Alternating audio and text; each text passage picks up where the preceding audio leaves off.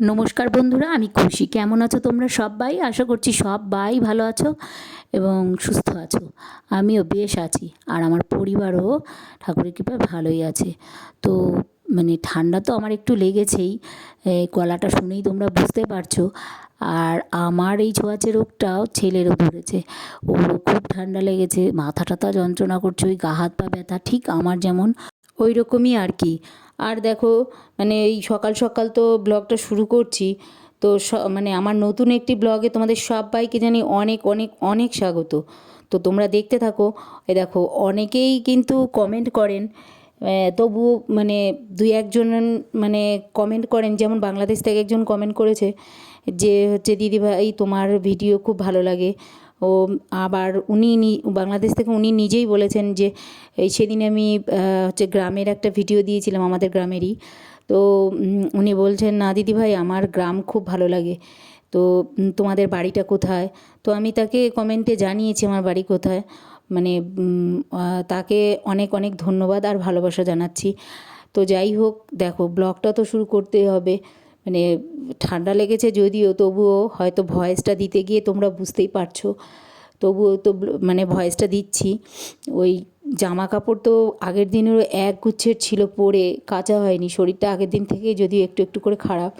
তো ওই জামা কাপড়গুলো কালকের রয়েছে কি, তোমরা তো জানোই, আমার পুরনো যারা ভিউয়ার্সরা রয়েছো তারা তো জানোই যে আমি রোজের জামা কাপড় রোজই কাচতে কেচে নিই। আর এই দেখে কালকে কাচিনি, সেইগুলো রয়েছে। আবার আজকে কিছু হয়েছে, সেইগুলো রয়েছে।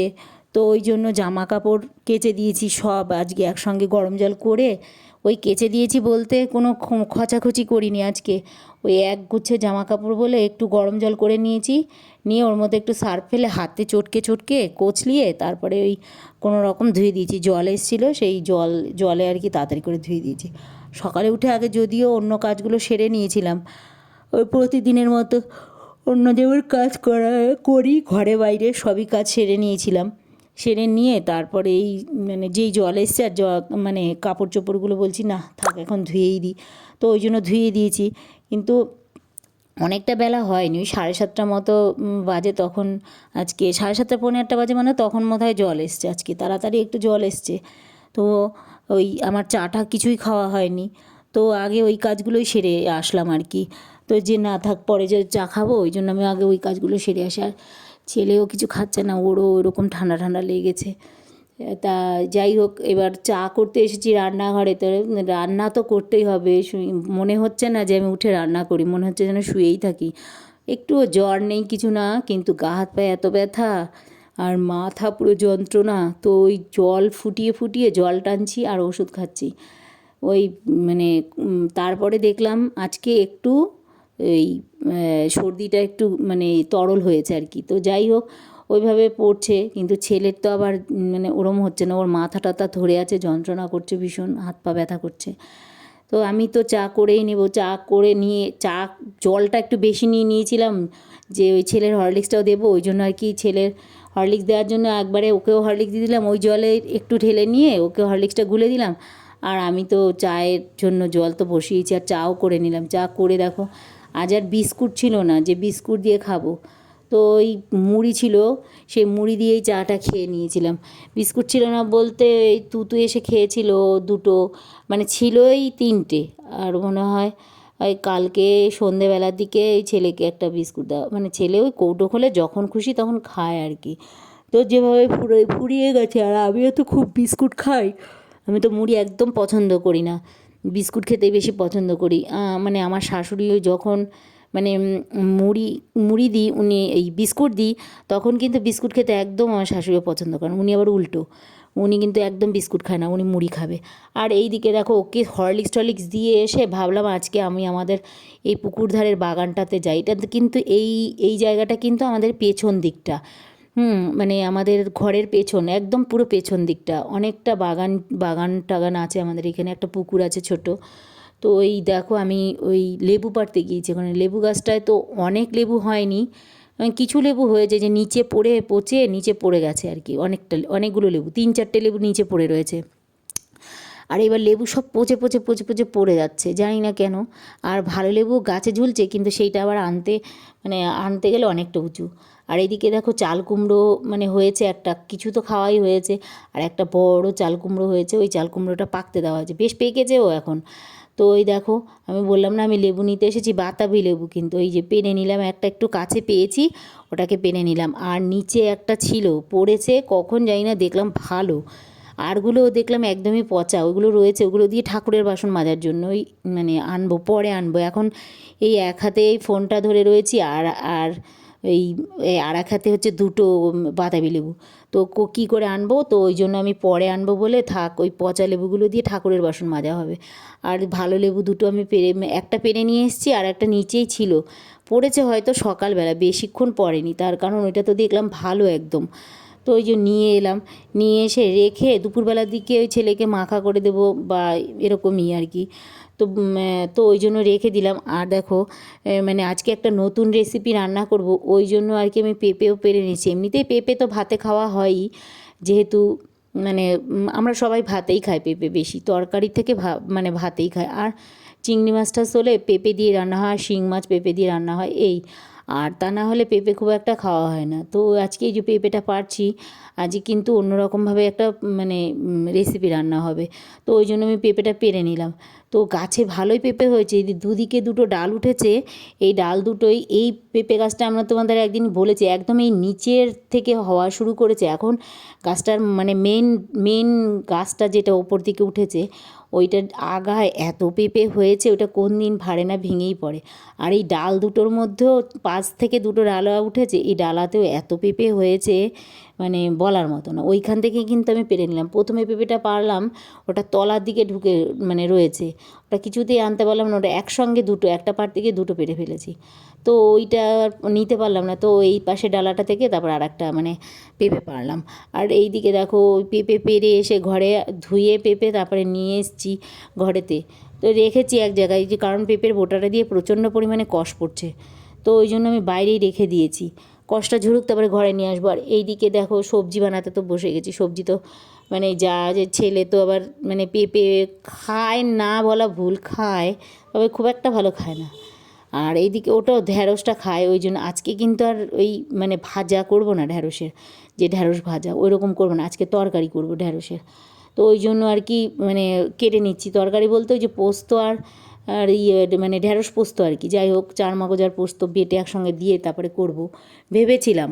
কিন্তু দেখবে তোমরা পরে আমি যখন রান্না করতে বসেছি, তখন কিন্তু আর আমি ওই সেই চার মগজের এই প্যাকেটটা খুঁজেই পেলাম না, কিছুতেই খুঁজে পেলাম না, কোথায় রেখেছি আমি নিজে মনে করতে পারছি না। এই কৌটো ও কৌটো সে কৌটো সব খুঁজলাম, কিন্তু কোনোটাই পেলাম না।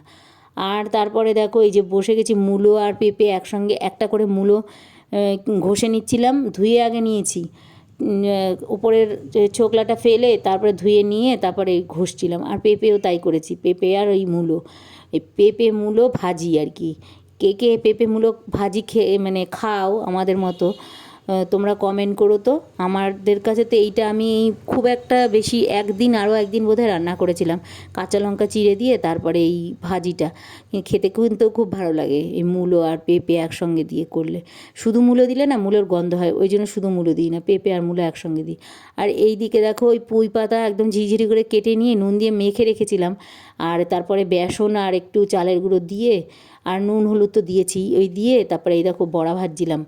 যে ওই ছেলে বলছিল যে পুঁই পাতার বড়া খাবে, ও অনেক দিন থেকেই বলছিল পুঁই পাতার বড়া খাবে, তো ওই জন্য আর কি করে দিচ্ছিল। এর মাঝে একদিন করেছিলাম, এত বৃষ্টি হয়েছে, সেই ওই বুড়ো হয়ে যায় না পাতাগুলো, ওগুলো টক হয়ে গেছিলো, কেন হলো আমি বুঝতে পারলাম না, আমার মনে হয় বুড়ো হয়ে গেছিলো।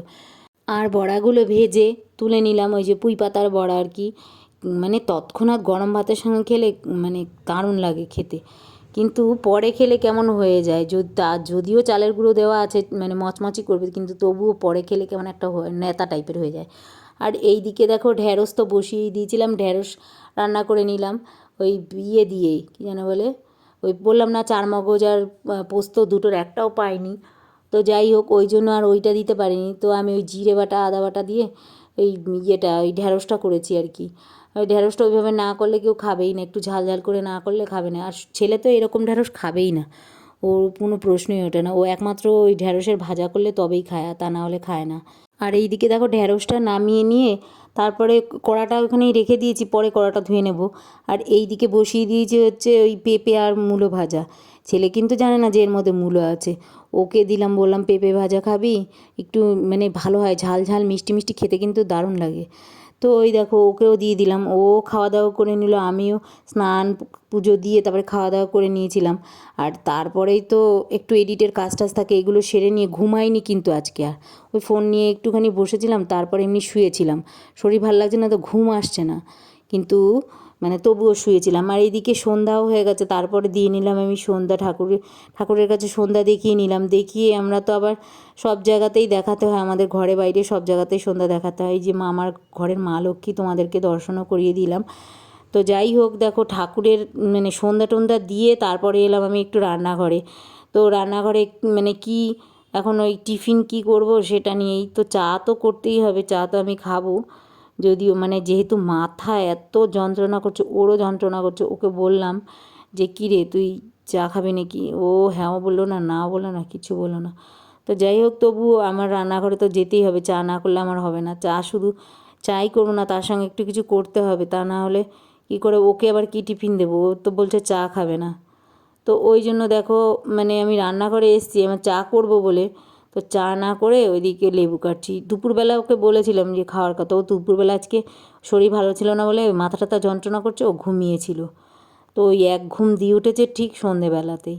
তাই ওই ও বলছে যে না, ওই চাও খাবে না, বলছে আমাকে লেবুই দাও। আমি বললাম রাতেবেলা লেবু খাবি, এখন রাতেবেলা খায় না, ঠান্ডা লাগে আরও বেশি।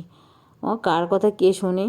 তো ওই খাবে বললো, ওই আমিও লেবু কেটে দিলাম, তাই জন্য কেটে ভালো মানে কেটে নিয়ে তারপরে ছাড়াতে হবে, তা না হলে হবে না। তো ওই জন্য আমি কেটে ধুয়ে তারপরে ছাড়িয়ে একটু লঙ্কা, চিনি আর হচ্ছে নুন এই দিয়ে মাখিয়ে দিয়ে দিয়েছিলাম ওকে, যে ওইভাবে ওই শুকনো যে লবণ দিয়ে আমি আবার এই এত মেখে ঝেঁকে খাই না, এরকম ধরে লবণ ছিটিয়ে খচখচ করে খেয়ে নিই।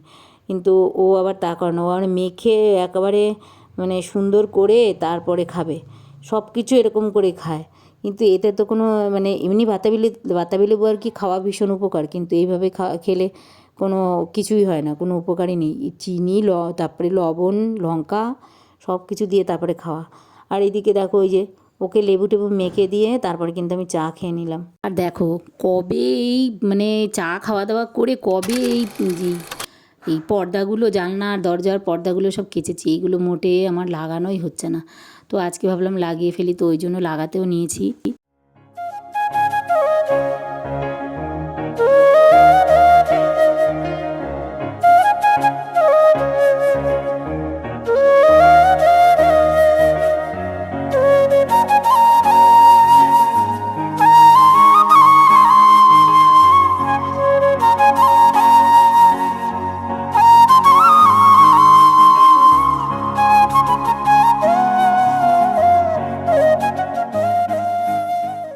আর এইদিকে দেখো ঋষভ এসেছে, মানে তুতু আর কি, সেই সঙ্গে সঙ্গে ওই দেখো মোবাইলটা নিয়ে বসে গেছে।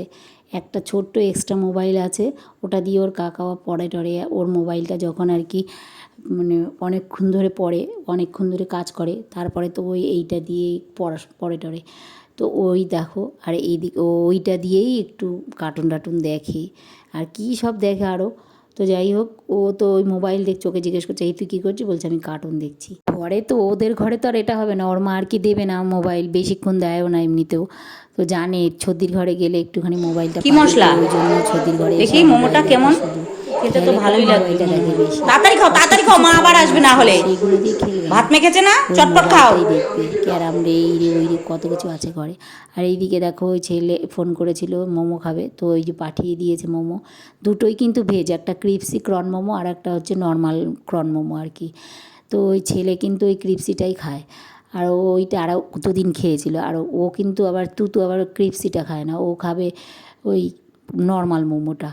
তো ওই জন্য ভেজ পাঠিয়ে আর মানে মোমোর ভিতরে এবার মানে যা ঝাল দিয়েছে মোমোর স্টাফিংটা আর কি, এর মধ্যে যা ঝাল দিয়েছে মানে সে বলার মতো না, এতটা ঝাল হয়েছে। ও তো খেয়েই কিছুটা তরকারি ফেলে মানে ঋষভের কথা বলছি, ভেতর থেকে মানে ওই স্টাফিংটা ফেলে দিয়ে তারপরে ও সস দিয়ে দিয়ে খেয়েছে। ওকে বারবার বারণ করলাম সস খাস না, কারণ ওর মা নিতে এসেছিলো, বলছে দুধ কলা দিয়ে ওর ভাত মেখেছি, আর ও শুনবে না, আমি মোমো খাবো তারপরে যাব। তো আমি আবার ওর মাকে বললাম ঠিক আছে যে তুই চলে যা, আমি ওকে দিয়ে আসছি মোমো খেয়ে নিক। আর ঋষভকে আমি বললাম তোর মা দুধ কলা দিয়ে ভাত মেখেছে, তুই খাস না ইয়েটা, তাহলে অ্যাসিড হয়ে যাবে এই সসটা। শুনলই না আমার কথা। ও কিন্তু এই সসটা খায় না, আর আমার ছেলেও এই সসটা খায় না, মোমোর সঙ্গে যেই সসটা দেয় ওটা খাবে না কিন্তু, কারণ এটা অত্যাধিক ঝাল। এটা আমিই নিয়েছিলাম, মানে আমি খেতে পারিনি, একটুখানি নিয়ে এত ঝাল। ওরা কিন্তু এই মোমোটা কখনোই খায় না। ওই যে পাশে দেখছো না ওই কিষানের মোমোটা, এই কিষানের সসটা রয়েছে, বলছি মোমো আর কি, তো ওই সসটা দিয়েই ওরা দুজনে মিলে খেয়েছে আর কি। তো ওই সস ঋষভ খেতে ভীষণ ভালোবাসে, কিছু হলেই সিঙ্গাড়া টিঙ্গাড়া আনলে বা কিছু আনলে ওই সসটা দিয়েই খাবে। তো দেখো ওকে মানে খেয়ে এলো ও সেই সস দিয়েই, খেয়ে তারপরে ওকে দিয়ে আসলাম ঘরে দিয়ে এসে তারপরে আমি আর ছেলে দুজনে মিলে খাচ্ছিলাম। ও ওই আমার পাশেই চেয়ারে বসা আছে, আর টিভিও দেখছিলাম, একটু খবর টবরগুলো শুনছিলাম। রাত কিন্তু এখন অনেকটাই হয়েছে, প্রায় 11টা বাজে। তো ওই যে আমরা দুজনে খেয়েও নিলাম, আর ছেলে তো একটা আমার থেকেও নিয়েছিল, দেখলো আর কি টেস্ট করে কেমন হয়েছে। তো দুজনে মিলে খাওয়া দাওয়া করে রাতে কিন্তু আমি আর ভাত টাত কিচ্ছু খাইনি, আর ছেলেও খায়নি। রাতের ডিনার আমরা এই মোমো দিয়েই সেরে নিলাম। তো দেখো ব্লগটা কিন্তু আর বাড়িয়ে নিয়ে গেলাম না। সবাই সুস্থ থেকো, ভালো থেকো, আর অলওয়েজ কিন্তু হ্যাপি থেকো। কাল আবার নতুন একটা ভিডিওর সঙ্গে তোমাদের সামনে আমি হাজির হয়ে যাব। গুড নাইট বন্ধুরা।